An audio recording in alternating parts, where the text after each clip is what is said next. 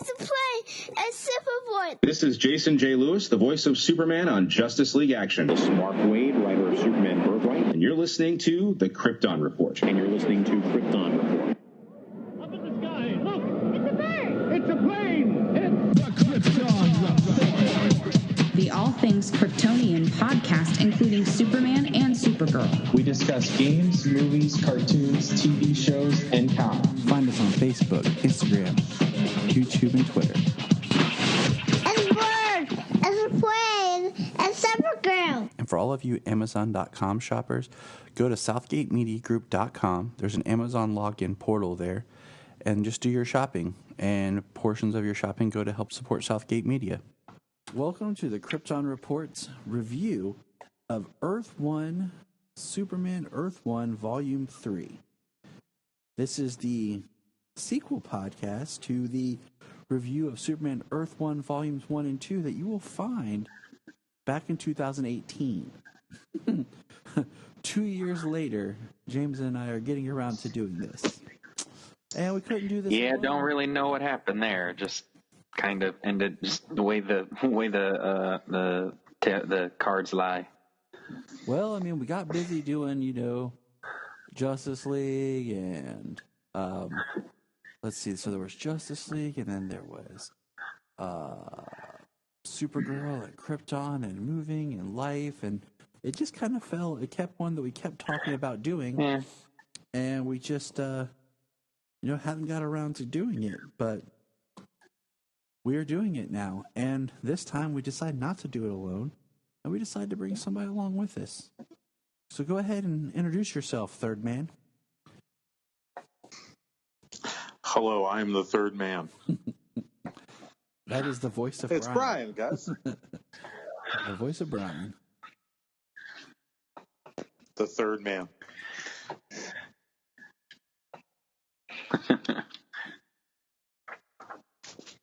No, I'm really excited. How are to you talk doing, about this Third one. Man? Well, you read all three of them this week, didn't you? At one sitting, yes. It took about 5 hours, maybe 4 or 5 hours. But I'm glad I read it all in one sitting. I couldn't put it down. It was just too good. And that's what I've been saying for a long time. I actually tweeted Michael Straczynski about this, just saying, man, like, are you going to do more? And he tweeted back and was like, I feel the story is done. And I'm like, well, in a way, yes. In another way, I disagree strongly. I feel that this Superman, like, okay, so let's back up for a second, and we won't talk about too much, but when this launched, it was it was 2011, I think, when Earth 1 Volume 1 dropped. It was right there at the crack of the New 52 and Man of Steel. And I just remember thinking, like, I kind of wish they had used this source material a little bit more. Because I really like the way this book flowed. So Earth 1 Volume 1 came out October of 2010. Volume 2 came out October of 2012. And Volume 3 came out February of 15. And I do want to say a quick side note, like, I really thoroughly enjoyed the Superman Earth 1 and the Batman Earth 1. I hate that we never got a Batman Earth 1 Volume 3.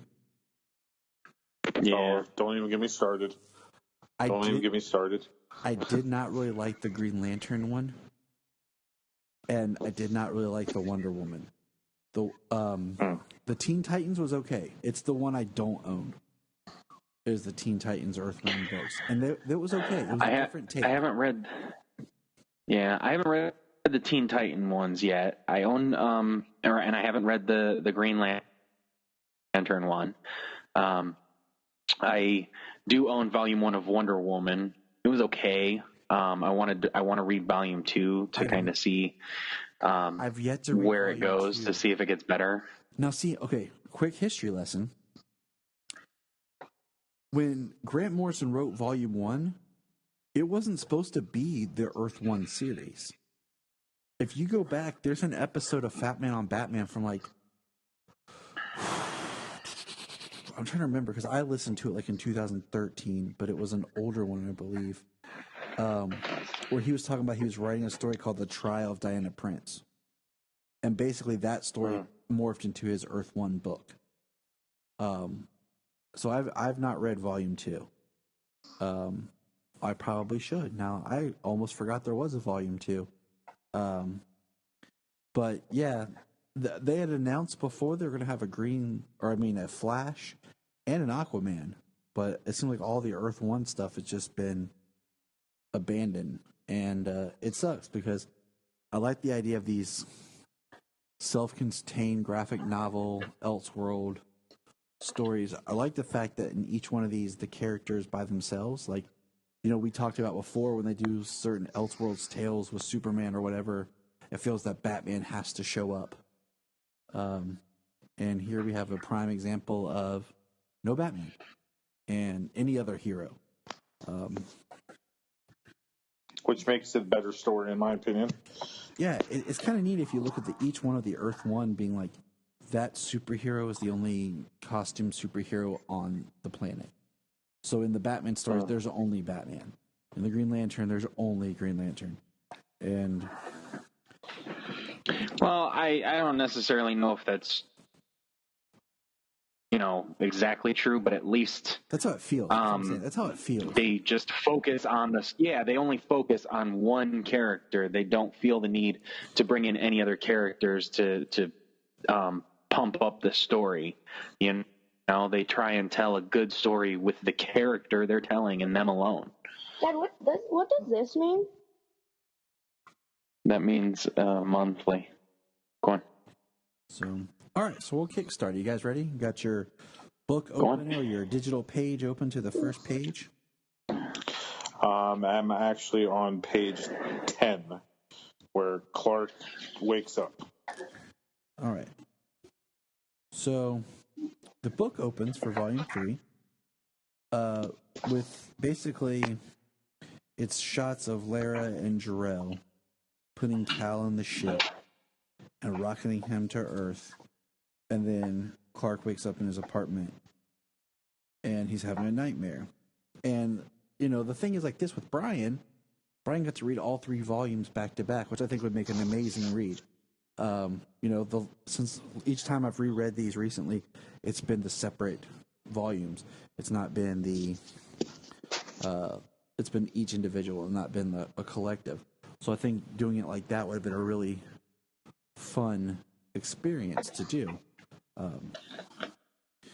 It was indeed a fun read. But we see Clark punch the wall, grabs a thing of plaster, fixes it, uses his heat vision before his landlord figures out what's going on. You know, and then we move into where we have Lex and Alexa presenting, talking about the pressure and basically the red sun energy and what it did to Superman in front of the military, because, you know, of course they're afraid of Superman. And what's interesting is you think all 3 of these volumes take place in a short period of time. Like, they're all really tightly interconnected. It's not like there's a year gap or like a week's gap or more. It really feels like this is maybe just a month or 2 into his life.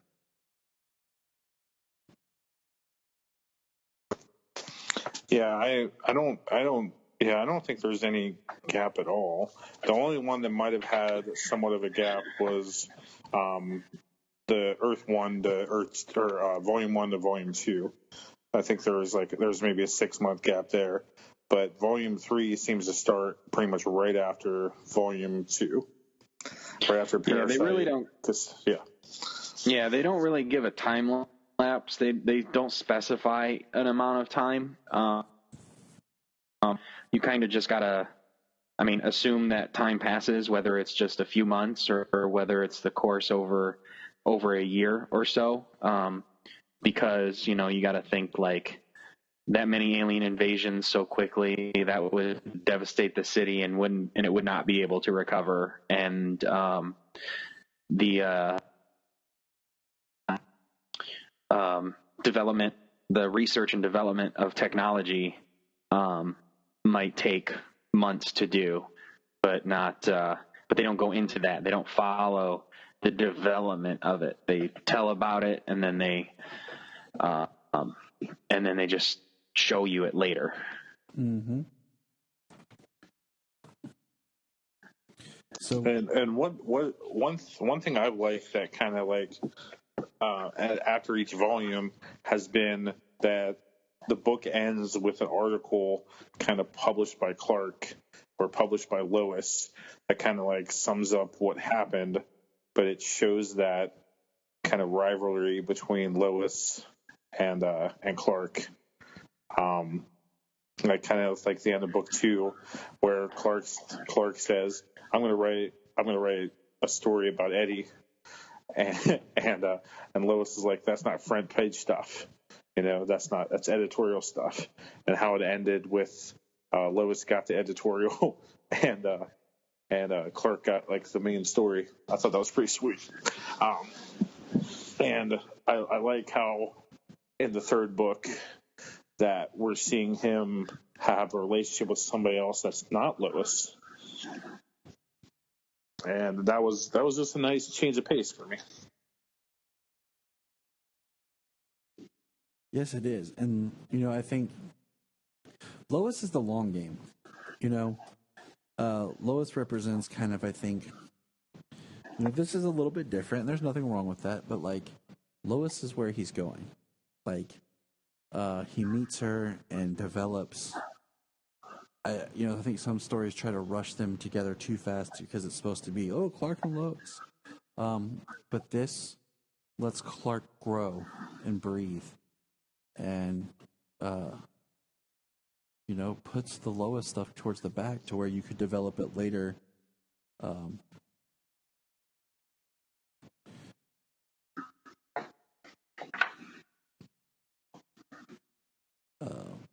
the line. So we see Lex and Alexa present the information, and then everyone, basically is like, okay, Lex, what are you going to do? What are you going to build for us to do this? And what I like seeing the dynamic of Lex and his wife. And, she is pretty much a new character. She is a new character. And I like that Lex has a beard and a full head of hair.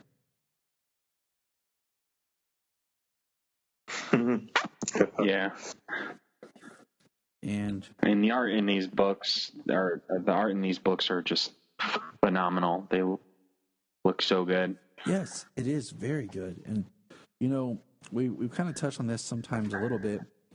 No matter how great the story is, if the art is not something I connect to, I can't really enjoy the book. I've been the same way, always.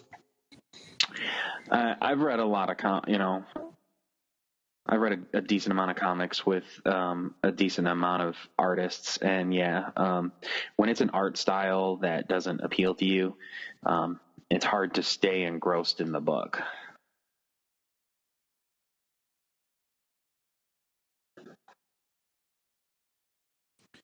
I mean, I've stopped reading books sometimes because the artwork has changed so much that the story was just kind of not flowing very well. Like I remember. Okay. Oh no, go ahead.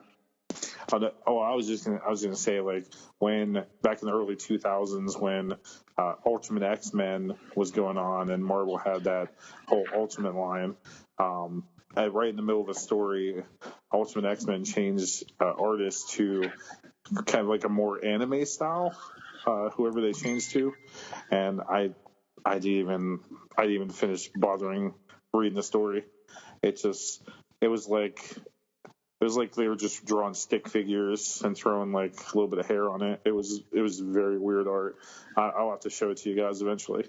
But for me, I mean, they did change artists between volume Well, volume 1 and 2, I think, was. Well, I'm trying to think who the artist was. I think it was Shane Davis, wasn't it? Shane Davis was the artist in volume 1 and 2 of Earth 1, and then in in volume 3 here they did change the artist, but it didn't change the tone of it. It didn't ruin the story at all. For this conclusion here. But I really did like that Luthor, or Lex, had a beard, had hair, and I like that this was a totally different Luthor than we've seen before. I mean, he's still the technological genius, he's still trying to stop Superman, but he's kind of has some different motives in the story. Well, he's only trying to stop Superman in as much as protecting the Earth if necessary. He kind of does do what he does by creating the weapon and shooting Superman kind of at the behest of the government, but he knows that what he did was in all respects wrong, and went to try and make that right by leveling the playing field and shooting Zod with the red solar gun. So, a different Lex in this story. I mean, talking about artists, this was a great artwork. I mean, there are books and there are artists. Anything you read, just about anything you read and Jim Lee drew it. I mean, unless it's horrible writing, you're engrossed. That's true. Gary Frank and Jason Fabak and number of artists out there who just have some crazy artwork. I mean, of course, Alex Ross and Lee Bermejo. Heck yeah.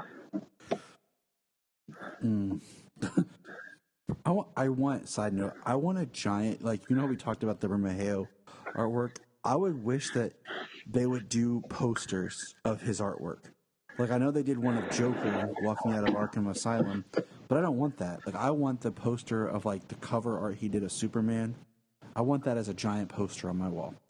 But jumping back to our story, we get a one-page of a Kryptonian spaceship in space. And it looks like it's passing Saturn. And it says, to the third planet from the sun. So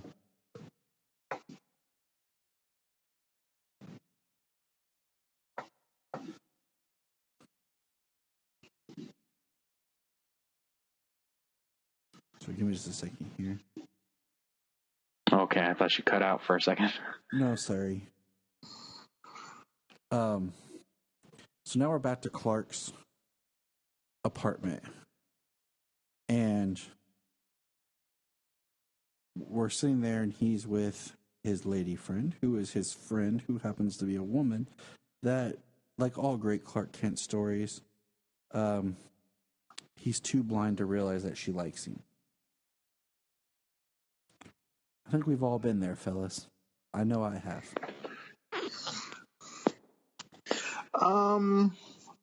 I don't know if he's too blind to see that she likes him. I think he knows that she's somewhat interested. I don't know if he knows the seriousness of it. I think he's more worried about, okay, if I get in this relationship with her, what are my powers going to do to her? What's this secret going to do to her? I think that's more the issue. It is.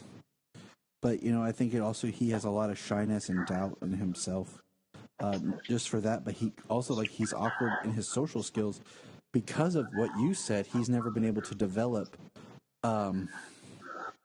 his skills. Never been able to develop Yes. When he's discussing with his mom, he talks about she talks about the possible, whether physical or not be possible.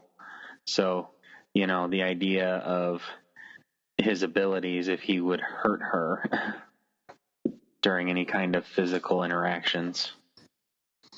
And it's a talk that many Superman fans talk about. I mean, they talked about it in Mallrats a really good bit. Yeah. But being able to read this in one sitting, I think it's in volume 2 where Lisa pretty much just throws herself at him. You know, she slipped into something more comfortable.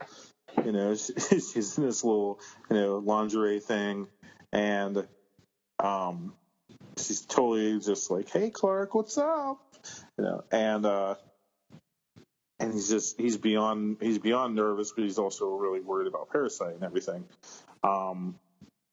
So I think he kind of like put 2 and 2 together that this is what this girl wants, but I really enjoyed this awkward Clark, this Clark that's just totally unsure of himself, unsure of what he can do, scared to kind of open up to other people, and doesn't really know what his path should be and what he should do.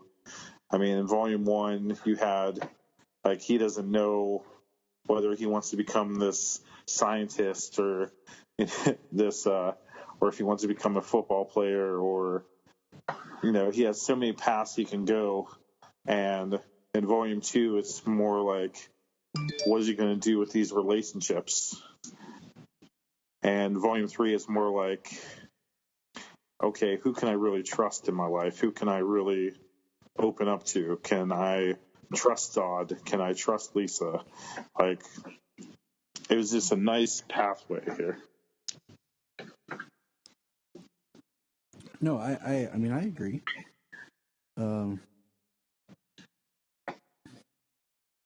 And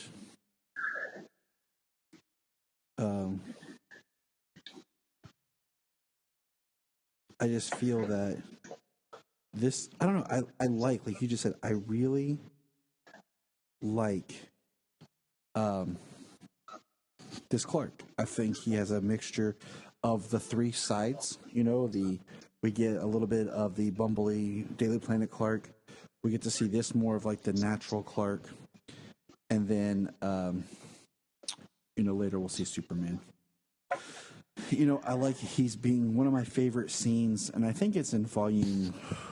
Is it in volume 1 or 2? It's when the guy's abusing her, and he swoops in, takes him, and drops him off in the middle of the cold. Volume 2. Yeah. I love that. That is one of my favorite parts in volume 2, and the other part, and it's referenced in this story, is when he just walks into the diplomat's house, and they're just shooting him, and he just walks to him. Yes. So moving forward, we get Clark with Sideburns Jimmy. And I've always kind of liked Jimmy Olsen, like a couple years younger than Clark, to more when they're actually friends, instead of Jimmy being like this, 18-year-old kid, 19-year-old, and Clark being in his 30s. I've always been more of a fan of, Jimmy being closer in age, just a couple of years younger than Clark. And we see Clark talking to Jimmy, and, he's still the new guy, and he sees a file on himself. And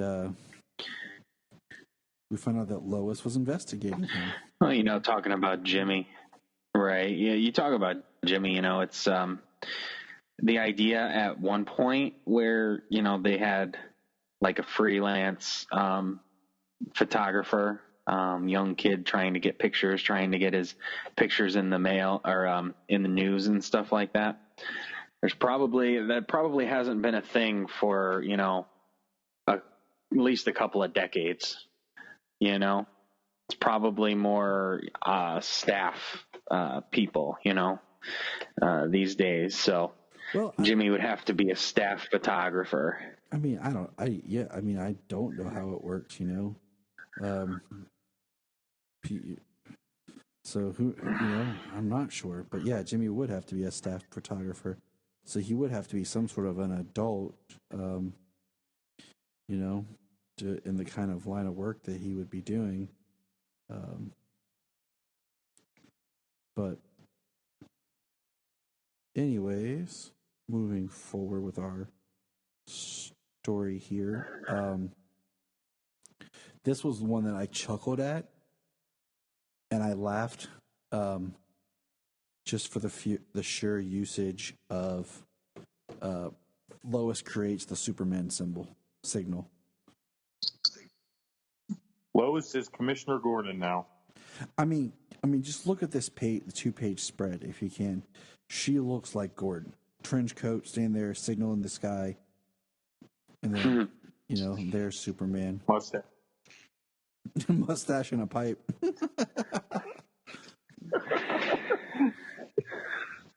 But it's kind of interesting. She says, "I figured it might be the best way to get the attention of someone who spends most of their time in the clouds." And this is like, Lois interacting with Superman, and it's just funny because he has a sense of humor. Like, he could have just Facebooked me, and she's, "Wait, are you on? Wait, what?" Right. And I like this conversation that they have because Lois is looking at it from a different angles, and this just proves the importance of her character to Superman. His in with the world and the touch of, even though he's trying to do good, how people fear him and see him and plan to destroy him to make sure they are safe. She says, "You did what you did because you thought it was right. But where's the end of that thought? Where do you draw the line to say this far and no further? If you think that taking action was what's right, just because you do something doesn't mean you should do it." And that's like part of the hardness of Superman to bear. Like, we talked a little bit about, I talked today about, I reread Superman Grounded Volume 1. And I recommend Volume 1 to anybody to read for just the depth of it. Takes Superman of just digging back into people and getting some different kind of heroics. But, he gets confronted by a lady who talks about how he could have used his heat vision to kill the tumor in her husband's head.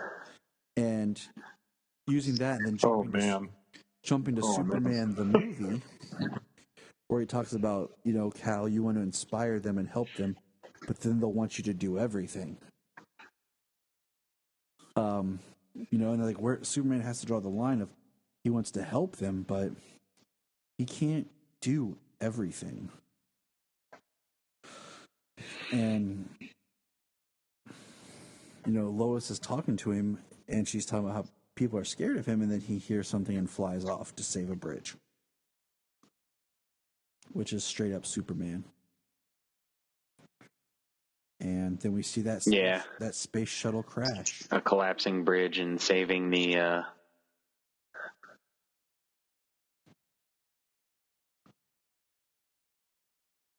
But,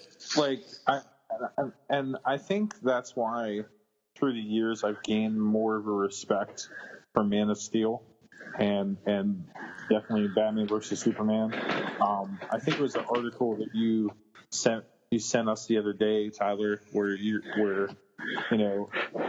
Avengers made more money or Civil War made more money or whatever, but people aren't talking about those movies anymore. People are still talking about Batman versus Superman today. Mm-hmm. And we never, and Christopher Reeve's Superman, he smiled more whatsoever, and I still love Christopher Reeve's Superman, but the only issue that they really got into with his Superman was, well, two separate things: is, can he have a normal life? Can he have love? And that was great in Superman 2. And then in Superman 4, you get, should Superman take away all these nuclear weapons? And it was a good story to get into. It just wasn't delivered right. That get story is a conversation for another day. When you learn all the background, what it was supposed to be, how it was set up, how they cut money, re-edited, changed things. I mean, Superman 4 is almost as bad as what happened to Justice League. Totally with you. Imagine that. Warner Brothers screwing up a Superman DC movie? No way. No, that would never happen. But shown in the Earth One story and showed in Man of Steel, I like that question being brought up. How much is too far for Superman to take care of? Should he be going in these other countries and stopping terrorism? Should he stop these dictators and all this? Like, how much is too far? Should he save people from Ukraine? Should he stop airplane crashes? Where is it where he's playing too much of God? And those are the stories that are really good and really interesting. No, you're absolutely right, and that's one of the types of stories that are really interesting, not the only ones. Yeah.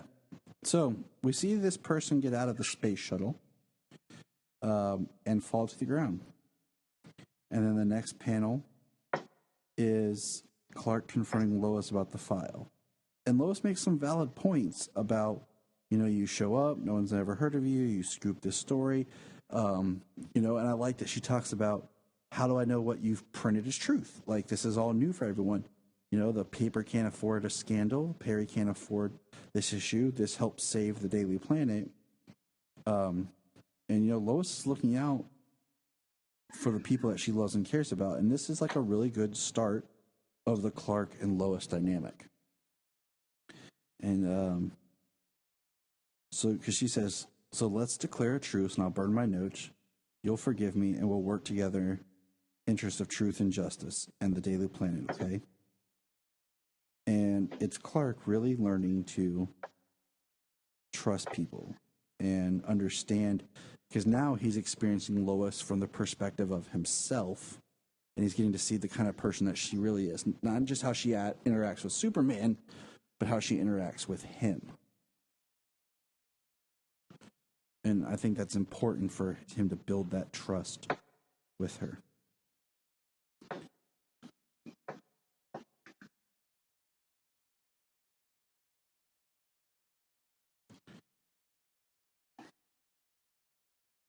The next page then shows this hooded figure basically breaking free and starting to destroy these soldiers that came to the crash site, ripping them apart. I mean, there's a picture here, and I hate that this drawing is in the spine of the book, because you'll miss it if you're not paying attention.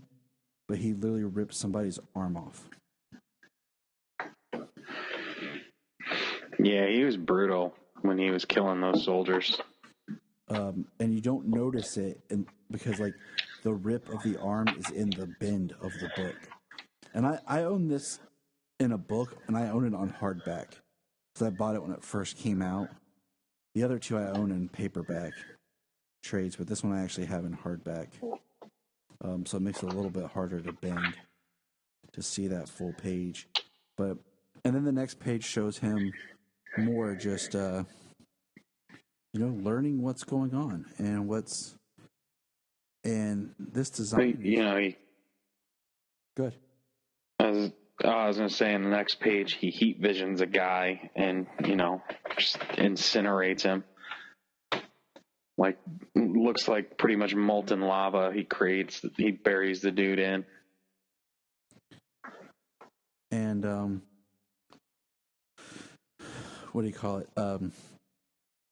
He says, fear, the only weapon I will need. And then we see that Miss LaSalle, as she's addressed by the landlord, is being let into Clark's apartment because she left her lucky earring for her audition. And Lisa LaSalle, you don't say LL, huh? Okay, let's pause it. We got Lisa LaSalle, Lois Lane, Lana Lang, was it Lori Lemaris? Yep. So Clark just has to buy a bunch of gifts that say, I love you, LL. And he can just give them to any of them. Right. He has them in the closet right next to the Superman suit. They're just ready to go. And that's where she finds the Superman suit. And she freaks out and she comes running out of the apartment. And that pauses while we get an interesting late night chat with Lex and Alexa. And I like Lex in this story. I like where they're taking the character. But I think that's the point of what we're getting to the end, because this is a review. But where Lex goes, and this is also what, a 3-year-old book, 5-year-old book now? Yeah, 5-year-old book. Jesus. And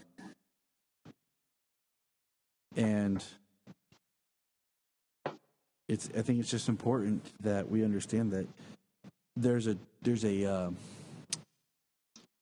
a duality, but like the idea of like there's Lex and Alexa, but the Lex that we're presented is not really the Lex Luthor that we're going to have.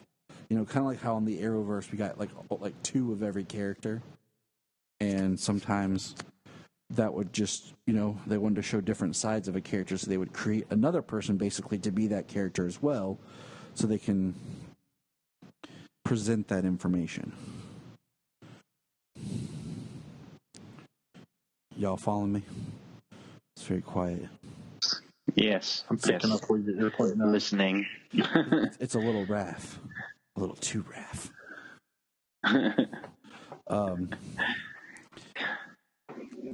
And then we get, and I really like this part. We have Lisa talking to Clark, and she's trying to tell him, like, I know, but I don't want you to know that I know, but you can tell me, and I'm okay with it. And I'm not going to read the whole paragraph here, but if you look in the middle of the first page, which is just a close-up of her face, there's a huge paragraph for talking about if you found out a secret about somebody. And Clark, being the dense man, he thinks it's about her as being an escort and having to hook on the side. And she's trying to tell him no. And then we see that Clark hears something and he has to actually go.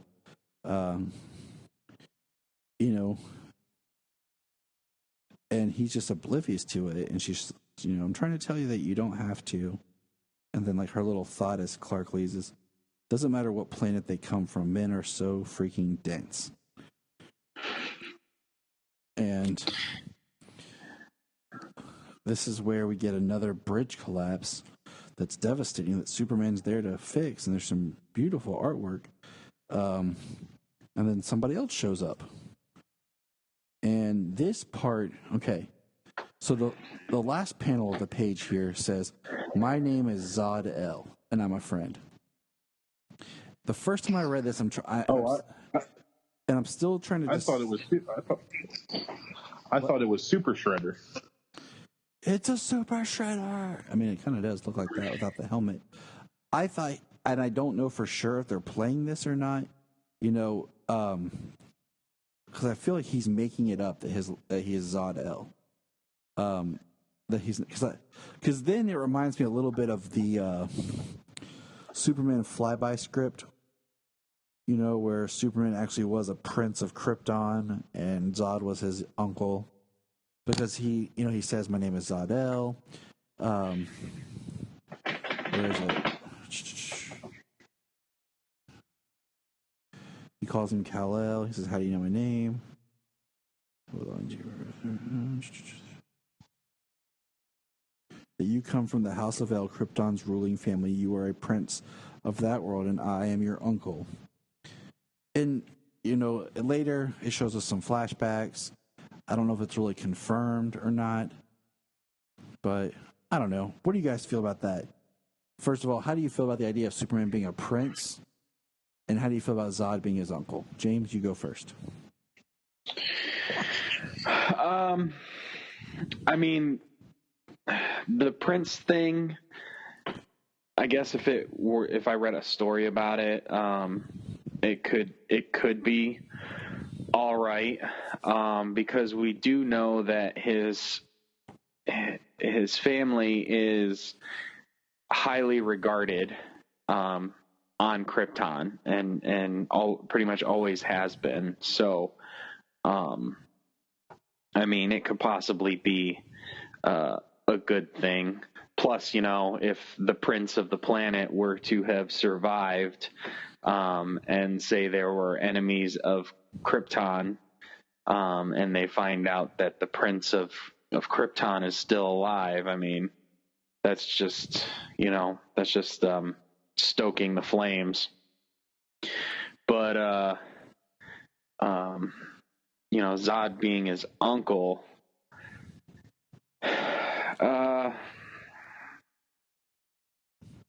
I mean, I don't think that in a canon sense that it would be the best idea.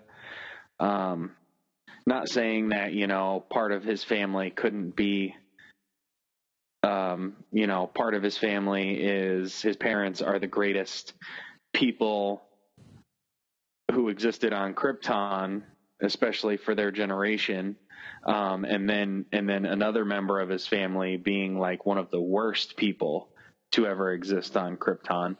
I don't think that would be unheard of, for it to be that way. I don't think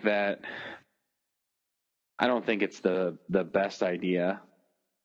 But in a story like this, Earth One, where it's kind of, it's a standalone story, however long they took it, if they went beyond 3 or something.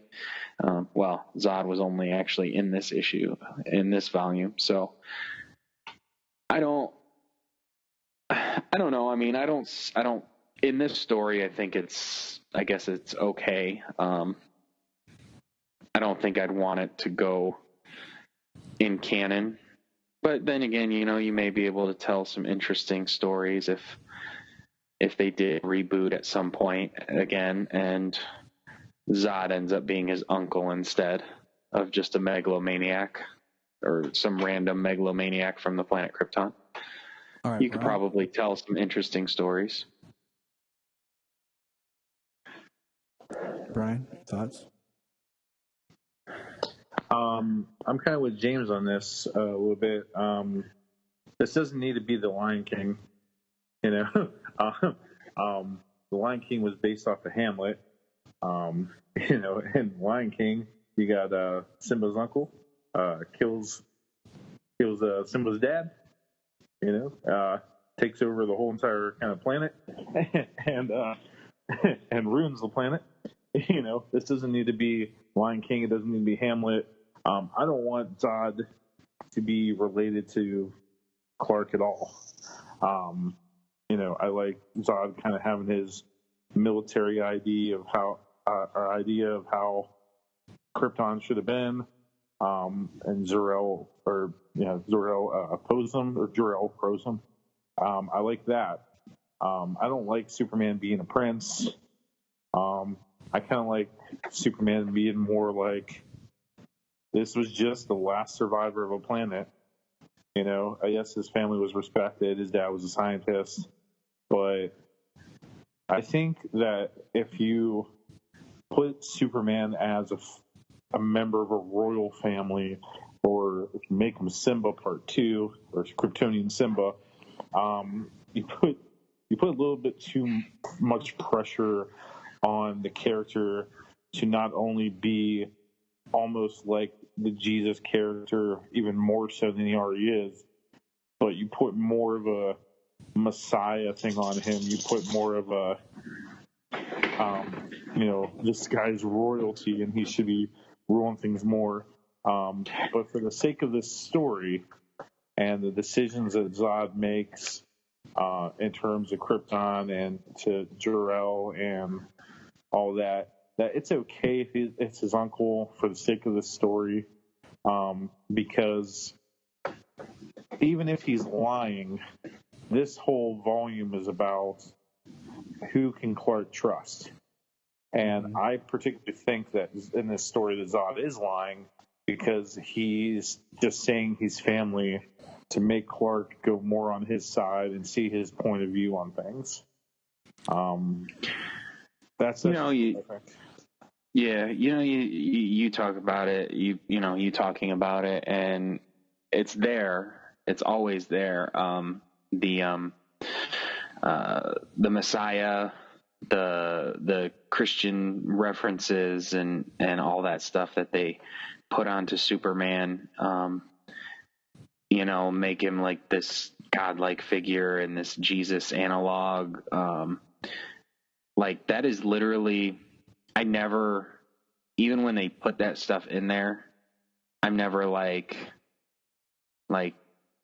Superman's, Jesus or anything like that. My idea of Superman is that he's a man, that he's a man and he's a good man, and giving him, trying to put this man on this religious pedestal like that. I never go that route. You know what I mean? Mm-hmm. So I don't, I notice those things and stuff, but sometimes I don't. Sometimes I just look right past them and don't even acknowledge them because I just don't.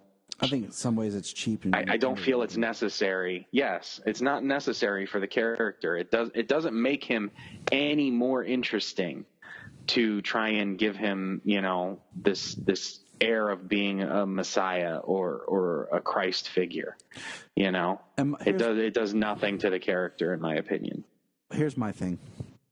I don't like Zod being his uncle because I think it is kind of the thing that we talk about the Star Wars prequels. It shrinks the world.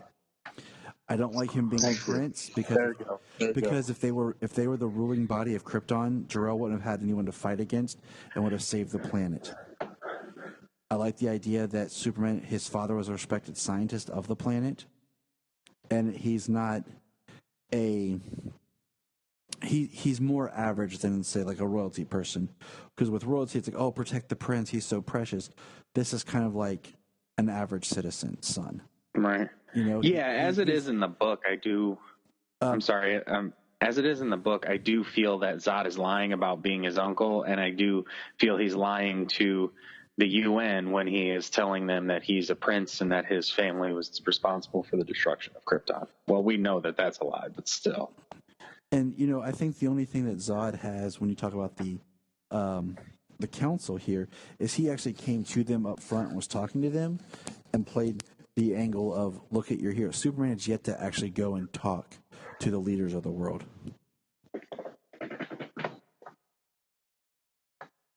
Right. I like what you said. I like what you said, Tyler. I like, that, you don't, in stories, you don't want to timestamp stuff because then it puts you in a box that this happened in, 1984 or this happened in 2020.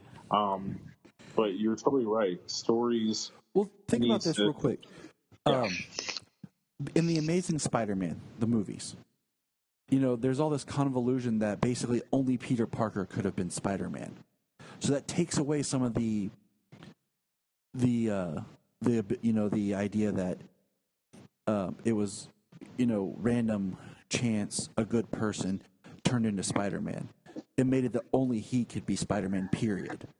The original Spider-Man story, it was just happened that a radioactive spider bit him and turned him into Spider-Man. In The Amazing Spider-Man, it was cloned to his DNA, only he could do it. And that really kills part of it's like the chosen one thing. Like, oh, you are the chosen one. Nobody else can do this. It's only you. Okay, now that- that's opened up a very good. And That that's opens up a very good and point. that's why like I don't like the Prince angle.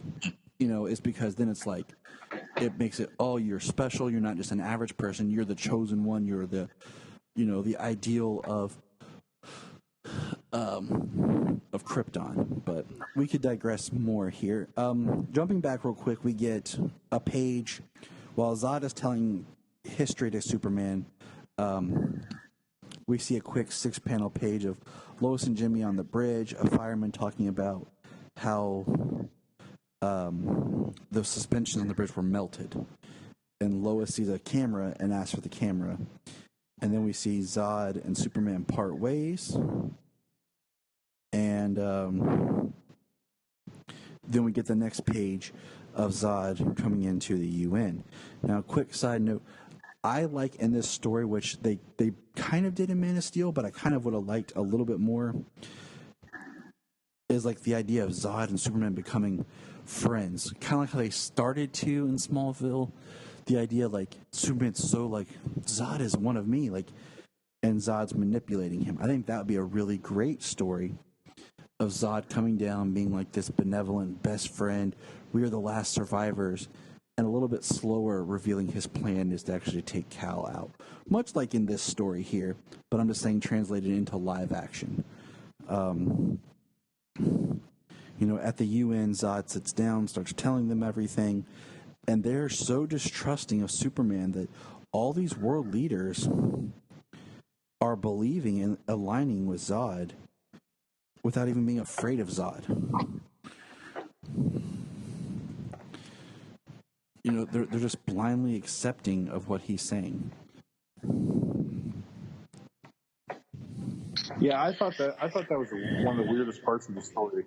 Like, you have many examples of Superman saving people and doing what is right, and they're terrified of him. And then you get Zod in his, in his hood and the Super Shredder outfit with blades all over him, being like, "Yeah, this is me, and I am Zod, and I'm from Krypton, and I used to be an alcoholic," or whatever.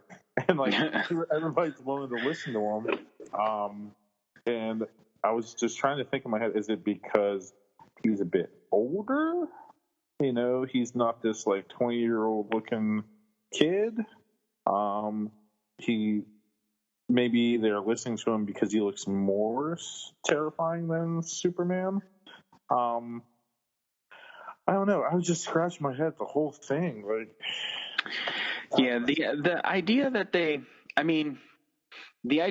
listen to him right away is one thing that seems a little stretched, but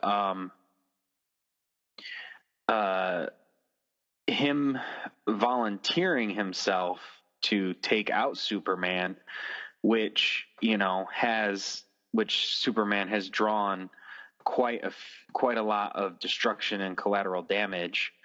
They are just thinking of taking this possible draw of something out. I don't think, though, that I don't know. It's how short-sighted, and I mean nobody should really be surprised at government officials being short-sighted. Now, come on. So being short-sighted about the whole idea there, but that Superman, that another person of Superman's caliber, Superman has at least shown some good, to protect and to save people. So, to blindly believe this guy and think that, if this guy takes out Superman, what's to say this guy isn't worse? Like, I mean, that's the short-sightedness. And that's where, Superman discusses at the end about being there to help. And if his awesome line at the end where he says, "Whatever's big enough to take me down." Yeah. about who's going to be standing there to pick up the pieces when I go down. And like you said, they're so short-sighted. Oh, he can take out Superman. So what happens when this guy turns on him? Who's going to stop him? What's going to stop him? Yeah, he says, if anything happens to me, if someone like Zod or Tyrell or the next nutbar to roll in off the galactic rim actually does manage to kill me, you need to understand that whoever is big enough and powerful enough to finish me off almost certainly won't stop there. So I'm not going to stand here and appeal to your charity or your kindness or even your humanity. As much as I value and cherish all of those things about the human race, I'm speaking to your sense of enlightened self-interest. I'm not the problem. The problem will be whoever is standing behind me when and if I fall. Exactly. Amen. Amen, Soup. And, this is kind of a step back. Brian, I really like the Tyrell situation in the first volume because I like the idea that an alien came to Earth to kill us. And that's what incited Superman to come out of hiding and become Superman. It had nothing to do with Krypton. Well, I mean, it did, but it's not like a Man of Steel where Zod shows up and, you can put the blame on Superman because if he wasn't on Earth or had turned on the beacon, Zod would have never have come. But this was just Tyrell came here as another planet to conquer, to destroy. And then so happened Superman was here and it defended us. Okay, it's been a while since I read issue 1. Was it that he came just to take over and then found that a Kryptonian was there, or came because his race was responsible for eliminating every single Kryptonian because that was Zod's order, Zod's command? I think it's both. Because in the first book, there's no hint of that. But in this book, I think it kind of retcons that was Zod's command. So it's kind of both. If you look at Volume 1 just as itself, it's not there. But after you read this, you can go back and it's there, but only in lieu of the third one. Well, no. In Volume 1, there is a man from Krypton talking to Tyrell's race and making like a deal with them. You don't see who it is. You can just like assume who it is. And he says you can dig in Krypton, you can take all our resources, you can destroy this planet, and you don't see what the other side of the deal is, like what Tyrell's race will do for that man. You get that part in Volume 3 that you find out that it was Zod. I forgot that. See, this is why we keep you around, Brian, and we had you read all 3 volumes in one day. Oh, thanks, sweetie. But in Volume 1, you get that Tyrell's race was kind of like the Mars to Krypton. Tyrell brings up that we were the 4th planet from the sun. You were the 3rd. You had the most resources, just like Earth. You had the most resources, and you were well advanced to us. You had this inner space technology, and you could do all of this. And we're here suffering, and we don't get any of your resources here on our planet. Their planet started with a D or something, and then Zod wanted to take over Krypton, and nobody was having it. And Zod was like, we're military, we're the best of the best. And then Zod was like, you know what, screw this planet. They want to betray me. They want to turn their back on me. So he goes to Tyrell's people and says, you will kill every last Kryptonian. You take all the resources you want. But I want to be the last Kryptonian. And I don't want anyone to be able to continue Krypton. I will continue Krypton the way I see fit. Which is very interesting. Also, I like the fact that he's like, I will give you inner space travel and stuff like that because, I always thought that was one thing like in Man of Steel, like they had the ability to get off the planet. They were just losing resources to do so. And, it was the Phantom Drive that allowed them to try to, that allowed Cal to escape. So we're covering a lot of ground here, guys. A lot of good stuff. And I always love stories where the third chapter in the trilogy goes back to something in the first chapter. I always love it. I always love when it all ties together. I love it. It makes a great story. I love that, but I also, real quick, it's kind of like the Dark Knight trilogy. I was going there. The second part is the best, but if you look at the overarching story, you could almost ditch the second part and go straight into the third. The only thing that really carries over is Harvey Dent's death. I know. And, we could argue why, but think of this story right now. The only thing that really carries over from the second one is him going into that country. Yes. And I thought the second volume was the best part. Just like I thought the Dark Knight was the best part of the Dark Knight trilogy. And I mean, nobody's going to disargue with that, Brian. Thank you, Captain Obvious. But even I actually got a promotion. I'm Major Obvious now. Oh, congratulations! Oh, all right. But even in Star Wars, they kind of did that, but it doesn't work as well in the original trilogy because you need that middle chapter. You have to have that middle chapter to get to the third part. You can't ditch the second chapter. But back to our story. We have Lois talking with Perry, and she has video footage of what appears to be someone flying just before the bridge breaks, and they're discussing. And, it basically is planting the seeds of doubts about the bridge disaster. And then this is what I like about this series. I love when Clark calls his parents. Just like in Lois and Clark, the TV series, it was always one of the best parts when, Clark would call his parents and talk to them. And, he's talking to his mom. And I love when she starts saying,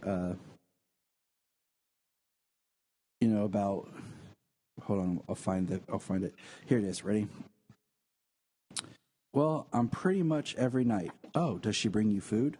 Sometimes. Watch movies together? Yeah. Does she tell you her dreams? Okay. Shows lots of cleavage? I hadn't noticed. Uh-huh, says his mom. Oh, he noticed. And, Mom, and then later he quotes and says, how did you know, Mom? How did you know?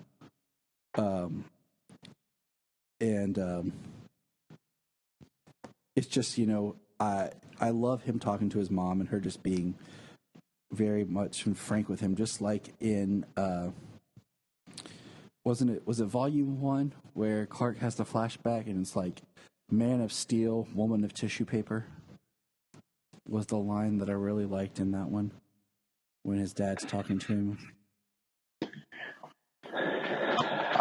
Sounds right. I think it's actually in the start of Volume 2.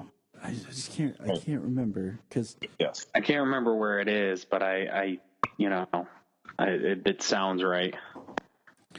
And then we have that Clark learns that the landlord let her in the apartment real quick to get her earring. And then he goes, if she found out that I had a whole other secret life, you think about, Lisa, are you coming out of the closet? And he goes, crap. He finally put it together what she was trying to tell him. And then Lois, finds out about the Zod thing.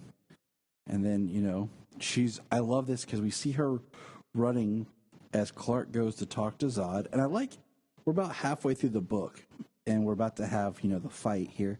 And she's running and she flips on the light, the Superman signal, right as him and Zod fly off. And this is what's crazy. And is when basically, and I'll read this, when Zod and Superman are getting to the crash site, the Americans say, the CIC has signed off on this as have the members of the Joint Chiefs of Congress, and then it cuts. If he should enter Russian airspace, we are not to interfere or intervene. Then it cuts. We will neither endorse nor take sides. Our official position is that this conflict was nothing to do with us. Basically, everybody's being ordered to turn their back against Superman. And then, we have Lex at the bottom that says, you seriously can't expect us to do, and she says, do nothing. Yes, Lex, but this is murder. And she says, no, it actually is not. It's the contaminant of policy. And this is a big deal, and it sets it up for later, the speech that James read about just how Superman's like, okay, I'm angry that you guys were okay with just watching me die. And I'm here to help and, been trying to protect you guys. And this is how you treat me. And we find out that Zod has kryptonite. And I like how we're on the 3rd volume, and this is our first introduction of kryptonite. And, we find out he's got, like, some protective suit coating so that the kryptonite doesn't hurt him. And basically, Cal is infected. And then he says, I brought you here. Basically, Zod's like, so I can see you die. And just starts beating the crap out of him. And the artwork is just amazing.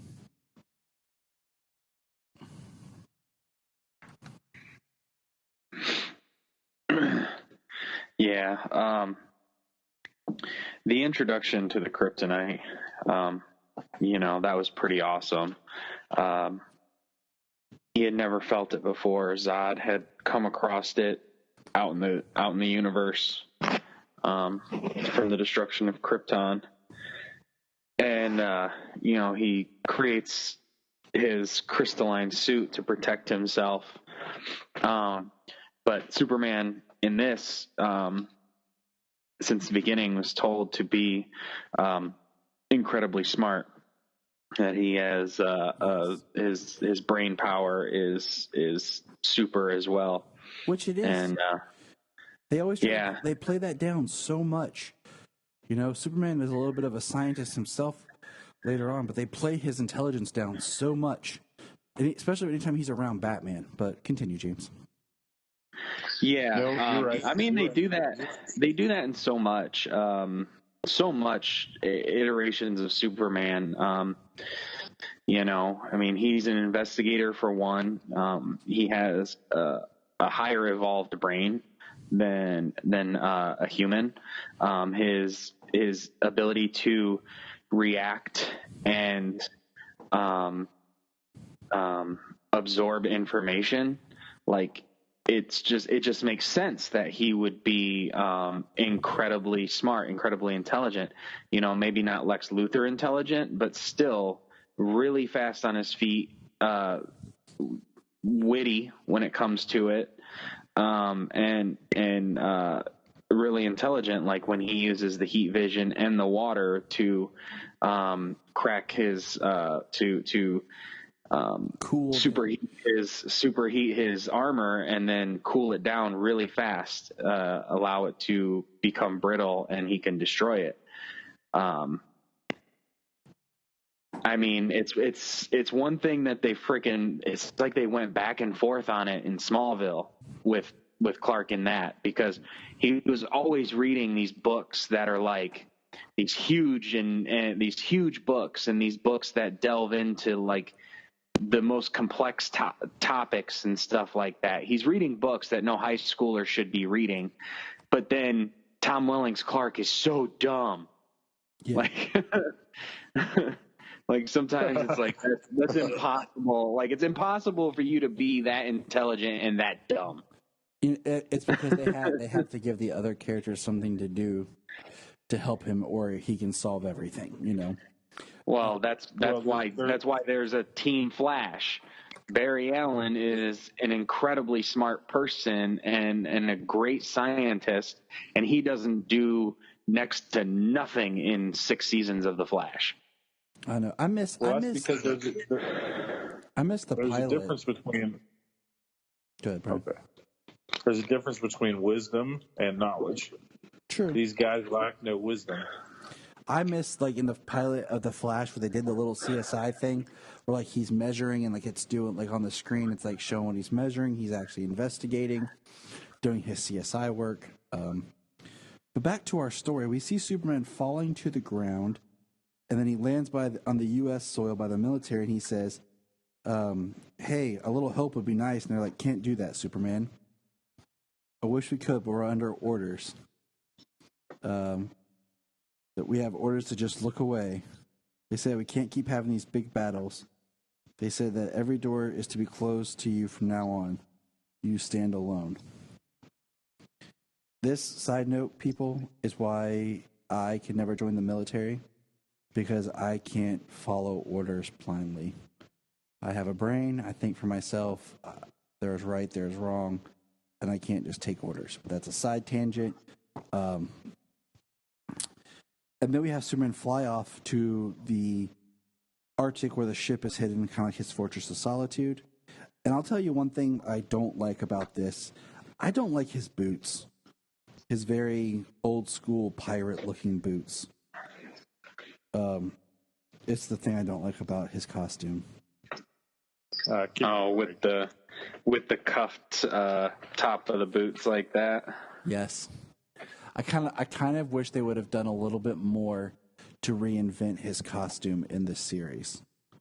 I felt like they did in part 1 a little bit, with like the way they did the lines on his suit, but it just looks like the regular Superman costume, with like 2 lines going down the front with those ugly boots. Superman basically tells his ship to talk about Zod, finds out access is denied. He says he can override it, but the computer might become corrupt. And then this is where we get kind of really Zod versus Jor-El. We learn about the Civil War. And there's nothing in this text here that really states, that he's a prince. Nothing that states that... no prince, no relation. And then he says, the greatest days of Krypton's history came when our family was the head of the government. So, I mean, he does say our family. And, but, that doesn't mean he's his uncle. We saw how the family's intertwined on Krypton. But, that's just a discussion for another day. You will bow down before me, Jor-El. As Zod's leaving, then we talk about the war. We kind of see Kal's birth. Here's where you were talking about on Tyrell's planet. Him talking, he says, where is it? I'll give you the means to finally destroy your enemies. The probes. I will give you the ability to travel. Which also makes me kind of wonder, where's Daxam during all this? Yeah, he says and what I want in return is your promise that not one Kryptonian will survive that blighted world's destruction. If my hand cannot be the one to guide Krypton, then let no hand save them. Let them burn, let them all burn. If any should attempt to escape, they must be pursued to the very ends of the galaxy if necessary. If you cannot finish the task I have appointed, then send a signal and I will do it myself. Let none of them survive. No one. No one. That is just evil. And that's why Tyrell showed up in Volume 1. I'm going to pull my Volume 1 later and just double check, because I just don't remember it. But maybe I should have pulled a Bryan and just read all 3 in one sitting. I do know the scene that Bryan is talking about, that they do say something about a deal with somebody about the destruction of Krypton, and I think that Tyrell says that he's there for something like that. But like I said, it's been too long, so I don't know the exact stuff, but I do remember that stuff from the first issue.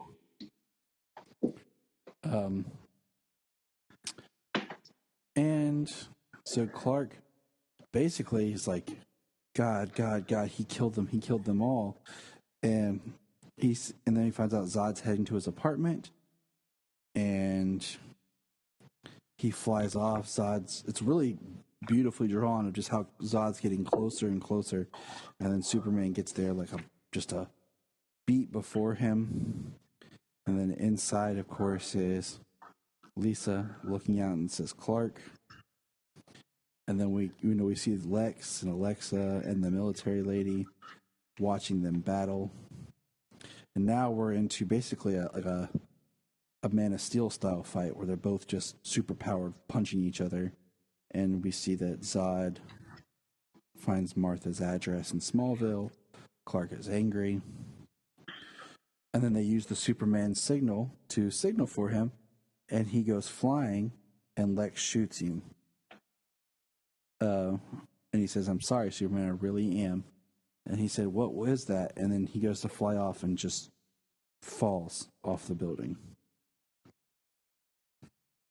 He does try to warn him, though, not to try and fly out the side of the building. He does try and stop him, but not too late, and he pretty much dives off the building. And then I love this panel right here. Alexa says, "You did the right thing, Lex, the only thing." And Lex says, "Did I, Alexa? Is it really the only thing, or simply the most convenient thing?" And then, Zod's just wailing on Clark. And he's, the whole world's watching, turning their backs on him. And then there's Lisa crying. And she's, Zod says, "They turned their back on you. They handed you to me like a sacred animal to be slaughtered. And you will be. After I'm done with you, after you kneel before me and beg for death." And then we have cut scenes of, "We have to do something, Perry." "And do what exactly?" "Nobody can do anything about this, Lois. Not against that. No one.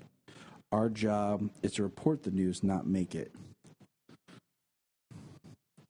And that's my thing. If somebody's whipping Superman like that, who's going to stop Zod? Yeah, and the next page is brutal. He's kicking him, and he breaks ribs. He snaps his finger, like just torturing him, just breaking bones, just because. Yeah, torture just to make him kneel before him before he kills him. And then Lex, the voice of reason, he's here and he says, "This is sadistic. This is wrong." And, the military's like, "Whatever." And Lex, is thinking, and where's the line? Hold on. Alexa says, "In the end, he'll always do the right thing." And then she's like, Lex? And we turn the page, and this is the one that got me. It's like, we see the panel of people watching, and then there's a family, two small children all wearing their Superman shirts, and this is what they're watching. And Cal is just stumbling to get away. And he asks, this is heartbreaking, this page. He is so beat up. He is so hurt. And all he asks for is a cell phone. And he calls his mom. Oh man, that tore my heart out. He says, "I love you, Mom. Goodbye." And then crushes the phone. And then he says, "Let's do this," to Zod. And we see Lex is, on his way in a cab. Lisa gets a cement truck and drives it straight at Zod.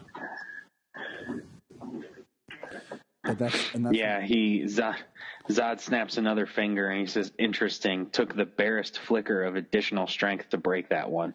Looks like the effect was only temporary. As much as I've enjoyed this, it looks like I'll have to finish this before your powers come back. This is your very last chance, Cal." And he says, "No." And, Clark, he looks inside and sees Lisa, and she's banged up, and she says, "Run, Clark, run." And then Zod flips it. And he says, at least it says, I'll go down fighting. Time to die, Cal. And then, boom, he gets shot in the back from Lex. Lex tells him to hurry, finish it. It was only a partial charge. And he says, you want to finish this, Zod? Fine, let's finish it. And they start battling. And, I mean, you know, it's just great art of them fighting. And Zod throws a, what do you call it? Metal rebar. Yeah, I was like, not rhubarb, rebar. Rebar, yes. So there's a slight difference. And gets Lex in the chest, and then he's like, stupid human. Do you know how long I've lived, how many I've killed? Do you think you can stop me? I've destroyed my whole world. I killed my entire race. Now you will die. And then cap. Alexa shoots Zod because he's, weak from the blast. And then Lex dies right there. And I love, the art, just showing the emotion, the twisted. I love that Lex dies to hear that this Lex is a good man. And Clark says, Lex, was that his name? Who was he? Why did he come back? Why, after the rooftop, and try to help? And she is pissed. And she starts shooting at Clark and says, it's all your fault. And, she is the one that's going to be the evil one, we learn. Not to skip too far ahead, but she says, call me Lex.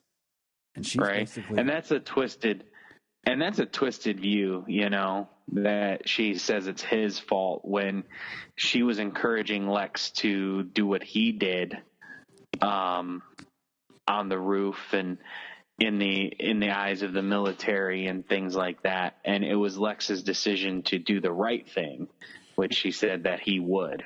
Yes. And for the fact of doing the right thing, he put himself in harm's way. So, it's like any Lex, it's a twisted cycle of blame to place blame on Superman. Superman grabs the prototype and flies away. And then now we're at the hospital next day, and Lisa's waking up. And it's really great, beautiful writing. And he says, he says, what you did, I mean, if you hadn't done that, she says, I know. He's like, but you could have been killed. She responds, and you were going to be killed? How is that any different? You have to stop thinking about saving the world all the time and let the world save you sometimes. Except it didn't, Lisa.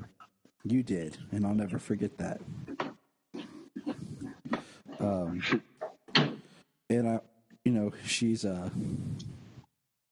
he's like, you should rest. And promise me you'll never do anything like that again. She's like, of course I will. Don't you understand? I love you. And then there's the quote, like I said, he says, how do moms know? How do they always know? And then the next panel is my favorite. He says, I want to make sure she gets the best of care. She's she has little insurance. He's like, the best. And he hands diamonds to the doctor. And the last panel is, she's going to need a bigger, nicer room. Much bigger, much nicer.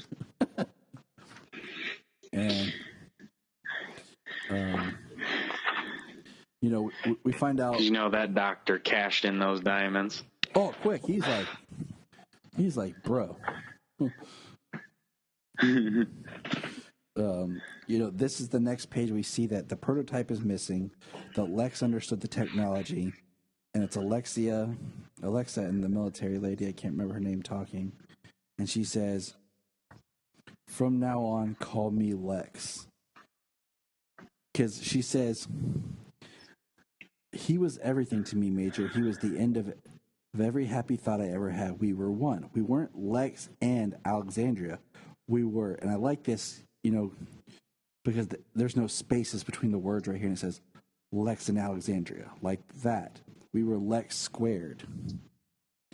And that's when it ends with call me Lex. And then here, of course, at the end is like what James said.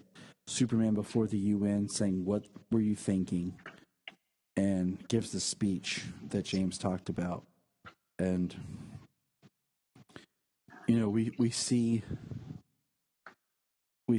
a great Lois and Clark conversation. And, you know, he's talking to her about, you know, can I talk with you sometimes? He talks about how if one man with a bullet in Dallas or Memphis or India can change the world, how can one person with an idea or even just the will speak out and change the world? And it's a really good discussion. We see Lisa's new room. You know, we see as Superman's talking to Lois where Jonathan and Martha rescued him as a baby. And he's kind of telling her a little bit about it without telling her details. And it really sets up a great Lois and Clark relationship. And we get Clark bringing Lisa to meet Ma, which is cute. And we see Clark go and try to get a chrysalis suit made for him to get rid of the kryptonite. The kryptonite is gone, taken by Alexa. And then the story ends with him and Lisa having ice cream. She kisses him and says, "I want to do it," because he has to go. And she rips the shirt and says, "Now you can go to work." And the last page is Superman being summoned, like, by Commissioner Lois. And, yeah, I mean, it is a great trilogy. You know, you said that, Bryan. It works as a trilogy. I mean, the story was told. It is, you know, a beginning, a middle, and end. But I want more. Like, this is, for as much complaints that people have about the New 52 and everything, if this had been the story that we had been given to launch the New 52 Superman, I would have loved to have seen more of this roll out.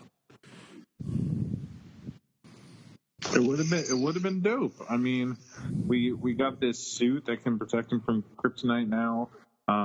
You know, we got Brainiac in the Fortress of Solitude, because that's definitely Brainiac. Don't tell me different. That's Brainiac.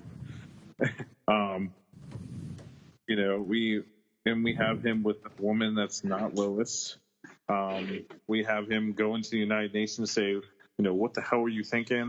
This is he's now a more ballsy Superman, you know, and I wanted to see more where this will go, but I don't know if we'll get more.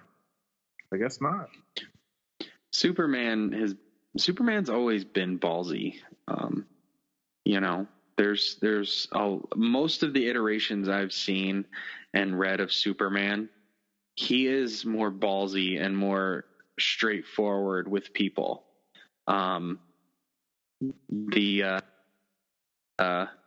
The avoidance, the smiling at everything, just the plain Boy Scout.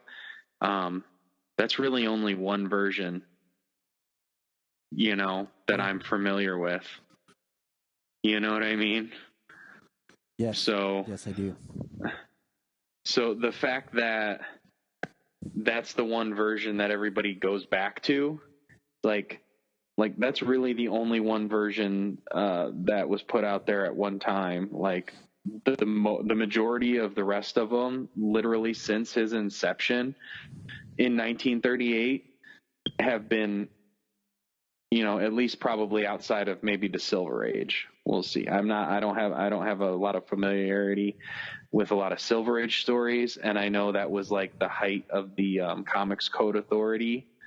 So, you know, take with that what you will, but the majority of iterations of Superman, I know he's more ballsy, more straightforward.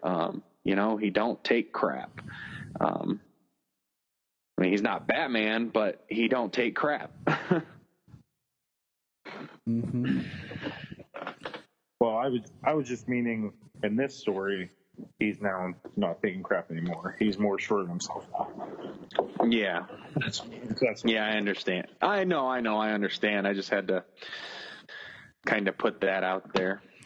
This is I know you love Because Superman. we all know that everybody goes back to the one version of Superman. They can't get away from it. And this is the like, Superman it's story that if somebody says, "Hey, recommend to me a Superman story to get me into comics," this is the one that I would start with. If you read volume 1, if you like it, check out 2 and 3. and you don't have to have the 80 years worth of knowledge to be able to get into this. And it hits all the beats we want. It's down. It's serious. It's an origin, but it's not like, it's trying to think of other, even me, like if we were just like, hey, what's a Superman story I should read? Even some of the ones like we discussed before, like I wouldn't really, you want to get into reading comics or you want to get into Superman? I wouldn't do All-Star Superman. I wouldn't do like Superman for All Seasons. This is what I would give them. I'd be like, here, read this one. It's a start. It's self-contained. There's no history to it. It's got depth. It develops Clark, everything. And if you like the first part, here's a second, here's a third. And then from there, I think you've built if you get through all 3, you have a foundation and a love for the book. But all right, guys. So scale of 1 to 10, what do you rank this volume? And then what do you rank the trilogy? Starting with Bryan, go. Repeat the question, please. Scale of 1 to 10, what do you rank this individual volume? And what would you rank the trilogy overall? This volume I would give a 8 out of 10. The trilogy as a whole, probably give a 9. Okay. Because it left me wanting much more. All right, James.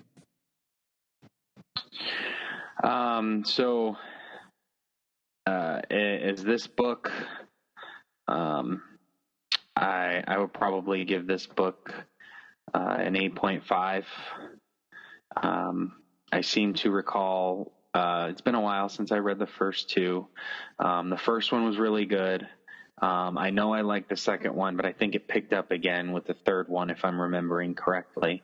So with a slight up and down, I probably give the whole thing an 8.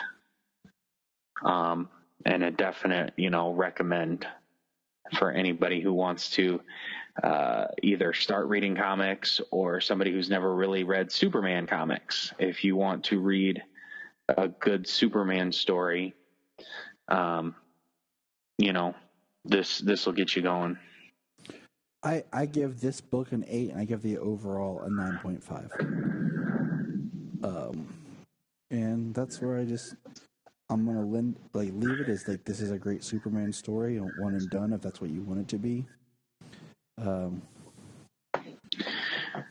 And yeah, I mean, like I say, my rating may just be a little low because it's been too long since I've read parts 2 and 3. So I highly recommend it, and I recommend to any listener out there to read all 3 in one sitting, like Bryan did. Yeah, because that's what the cool kids do. It's a nice afternoon. It really was a nice afternoon. I did ignore my wife for a little bit, but hey, I was in Metropolis. It was fun. Thank you. See, she was happy about that time. She had her own time. And that's how well, it it's not works. American. Everybody stay safe out there, and remember. Look up in the sky. Look up in the sky. Look in the sky.